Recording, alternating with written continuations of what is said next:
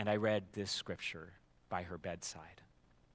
And it did bring comfort to her husband, who was also there with me. It brought comfort to me to hear, do not let your heart be troubled. Believe in God, believe also in me. In my Father's house there are many dwelling places. I prepare a place for you. I am the way, I am the truth, I am the life. No one comes to the Father except through me.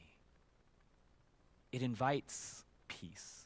And it invites, for those who are listening to this, the disciples and the followers of Christ, into a place of peace and comfort.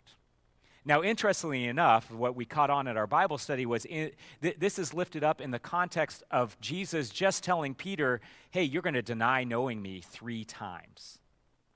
Jesus says, no way, that's not going to happen. We all know the story if you read the whole gospel, that Peter does do this. But he's in denial about it.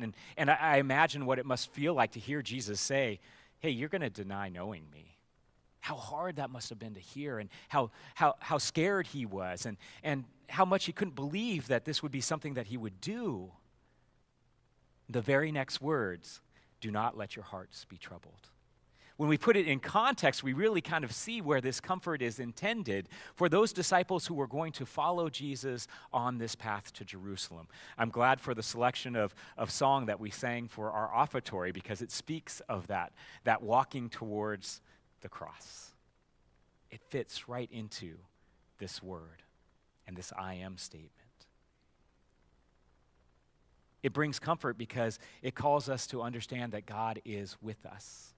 Through all of this life and for eternity, God prepares a place for us. That is comforting.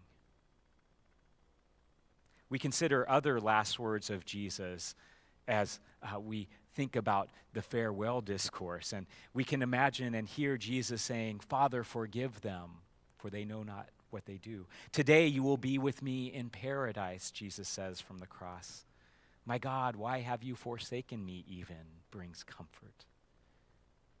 Those are profound words. But in the midst of this comforting scripture, we also find challenge. Those other farewell statements, Father, forgive them, today you'll be with me in paradise, and more, they don't really ask anything from us. But this one, this particular part, it does. It asks us actually for everything. In John's gospel, Jesus knows that he is going to Jerusalem and to the cross. So he takes a lot of time offering those who are following him this lengthy set of teachings with the weight of final words. And one of this part of the I am statements I think we really are called to address, and that is that part that speaks of there is no other way to the Father but through me.